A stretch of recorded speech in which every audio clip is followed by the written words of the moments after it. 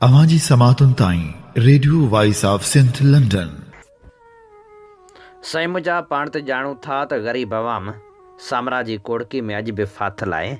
इन जे करे हूअ मुसीबतनि मां निकितो ई कोन्हे। कॾहिं महांगाई, कॾहिं IMF जा अज़ाब, त कॾहिं वरी छा भोॻे पियो।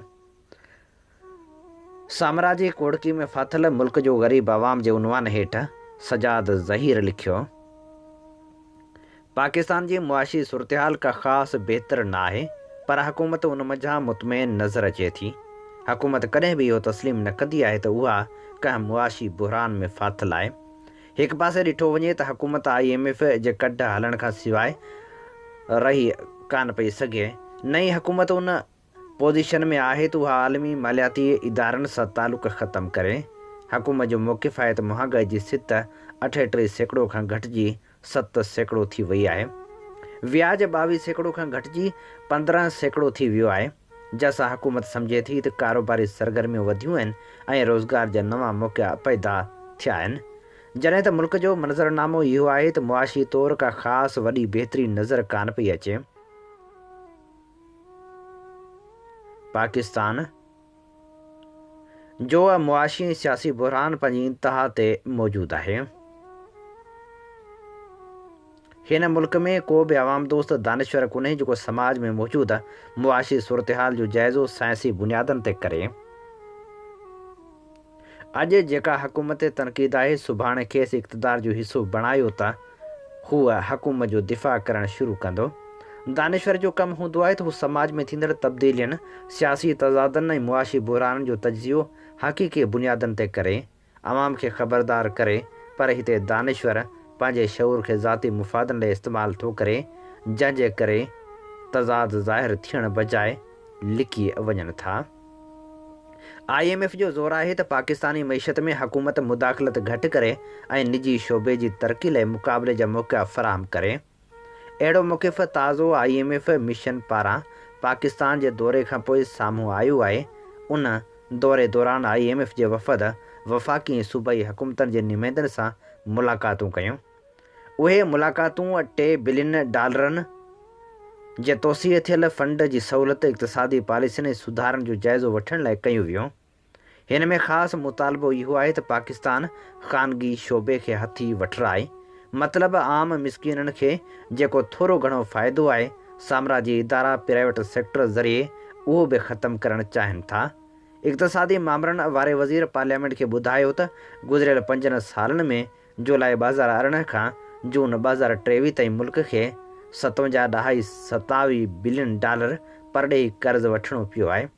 उन्हनि अंगनि अखरनि में IMF जो कर्ज़ु अलॻि आहे, जॾहिं त हिन वक़्तु पाकिस्तान उन कर्ज़ ते हर साल अटकल $25 अरब ॾेई रहियो आहे, जंहिंमें व्याज जो हिसो ॿीणो आहे।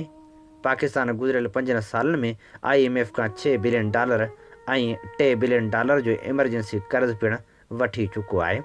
हिन वक़्तु $7 बिलियन जी नई कर्ज़ जो मनसूबो अञा अलॻि आहे। पाकिस्तान कर्ज़ जे मनसूबे जे इंतज़ार में आहे, जंहिंमें टैक्सनि में घटिताई शामिलु आहे। उन जे शर्तनि में नवां ऐं ॻरा अणसिधी तरह टैक्स, समाजी ख़र्चनि में कटौती, बिजली, पाणी ऐं गैस जे क़ीमतनि में वाध सां गॾु वॾे पैमाने ते डाउन साइज़िंग ऐं प्राइवेटाइज़ेशन जहिड़ा मनसूबा पिणु शामिलु आहिनि, जेको आवाम जी ज़िंदगियुनि खे ग़ुलाम बणाइण जी साज़िश आहे। IMF जा शर्त इंतिहाई सख़्त ऐं ॾाढ ते मबनी आहिनि, जेके आवाम जो रत चूसण जो मनसूबो आहे। IMF समूरी दुनिया में पुठिते पियल मुल्कनि जी मईशत ते कब्ज़ो करणु चाहे थो। 1300 अरब खां वधीक जा नवां टैक्स, बिजली ऐं पेट्रोल जे क़ीमतनि में तमामु घणी वाध, बजट खसारे में घटिताई, व्याज जी सितह में वाध ऐं सब्सिडीज़ खे घटाइण जहिड़ा मनसूबा मुल्क जी मईशत खे तबाह कंदा। ही मनसूबा रुॻो हिकु मख़सूस तबिके जी अयाशी जी सहूलियत लाइ आहिनि, जिन ते हुकूमत मुल्क खे हक़ीक़ी बुनियादनि ते मुआशी बुहरान मां कढण बजाए सिर्फ़ु हवाई ख़बरूं पई करे त मुल्क बुहरान मंझां पार पुॼी रहियो आहे। हुकूमत साम्राजी एजेंडा तहत टैक्स मढ़े रही आहे। टैक्सनि जे करे शयूं महांगियूं थींदियूं। कर्ज़, पुराणनि कर्ज़नि ते व्याज जी अदायगी, खसारो पूरो करणु ऐं हुक्मरान तबिके जे सहूलियतुनि लाइ इस्तेमालु थी रहिया आहिनि। उन खां सवाइ मुल्क जा अहम इदारा विकिरो करण जा मनसूबा जुड़ी रहिया आहिनि। स्टील मिल जो बेड़ो ॿोड़ियो वियो। हाणे PIA जो वारो आहे। अवामी रोज़गार जे ज़रियनि नौकिरियुनि ऐं पब्लिक सेक्टर मथां साम्राजी यलगार जारी थी चुकी आहे। पेंशन जेको नौकिरी खां पोइ ज़िंदगी गारण जो तहफ़ुज़ आहे, उनखे बि साम्राजी पॉलिसियुनि तहत ख़तमु करण जो फ़ैसिलो हुक्मरान करे चुका आहिनि। जेकॾहिं उहा पॉलिसी जारी रही ऐं साम्राजी इदारनि जी हर एजेंडा खे हिन मुल्क जे हुक्मरान क़बूल कयो त पोइ हिते रुॻो साम्राजी हुकूमत हूंदी। हिन मुल्क जो मुस्तक़बिल ऊंदाहो हूंदो। कंहिं बि मुल्क जी परॾेही पॉलिसी उन जे मुआशी मुस्तक़बिल जो रोड मैप जोड़ींदी आहे, पर असांजे मुल्क जी परॾेही पॉलिसी में पहिरीं एजेंडा आलमी मालियाती इदारनि जा मनसूबा शामिल हूंदा आहिनि। असां पंहिंजी ख़ुदि मुख़्तियार आज़ादु परॾेही पॉलिसी लागू त परे जी ॻाल्हि आहे, जोड़ण जी पोज़ीशन में बि न आहियूं, जंहिं सबबु असांजो मुल्क अॼु ताईं सियासी समाजी ऐं मुआशी बुहरान जो शिकार आहे। हिन वक़्तु पाकिस्तान जी परॾेही पॉलिसी वॾे बुहरान जो शिकार आहे। हिकु त असीं आलमी सूरत हाल खे सम्झण खां कोहें दूर आहियूं, ॿियो त ज़मीनी हक़ीक़तनि, आलमी ॻाढ़ापन जी अहमियत ऐं साम्राजी एजेंडा जी हक़ीक़त जो अदराक बि परे परे ताईं कोन्हे को। तारीख़ी तौरु पाकिस्तान जी जियो पॉलिटिकल अहमियत इहा रही आहे त हू ॾखण एशिया जे ख़िते जो हिकिड़ो अहम मुल्क आहे। हिंदुस्तान ऐं पाकिस्तान विच में समाज जी हिकजहिड़ाई हुजण बावजूदि अच वञ ते पाबंदी आहे। हिक ॿिए ख़िलाफ़ नफ़रत जो बिज पखेड़ियो वञे पियो। जॾहिं त सऊदी अरब ऐं हिंदुस्तान 50 खां वधीक गॾियल मुआदनि ते सहियूं कयूं। हिन साल हिंदुस्तान में सऊदी अरब पारां रिकॉर्ड सीड़पकारी कई वई आहे। सऊदी अरब हिंदुस्तान में 19हों वॾो सीड़पकार आहे, जंहिंमें हुन $226 बिलियन जी सीड़पकारी कई आहे, जॾहिं त पाकिस्तान में सऊदी अरब जी सीड़पकारी हिन साल $2.8 बिलियन थी आहे। उहा सीड़प सऊदी अरब पारां ॾिनल $600 मिलियन जी क़िस्त सां कई वई आहे। अंदाज़ो लॻाइजे त असांजो मुल्क सऊदी अरब खे तमामु घणो वेझो आहे। हिंदुस्तान सां इख़्तिलाफ़नि में असांखां सऊदी बि कोन थो पुछे। हूअ ॿीणी सीड़प करे थो अचे ऐं असां वारा हुक्मरान रुॻो IMF जी ग़ुलामी में पूरा आहिनि। हिंदुस्तान, ईरान, अफ़गानिस्तान, चीन या रूस ही उहे ख़िता आहिनि जेके कारोबारी तौरु असांखे वेझा आहिनि, जिन सां वापारी लाॻापा वधाए असां पंहिंजी मईशत खे बहितर बणाए सघूं था।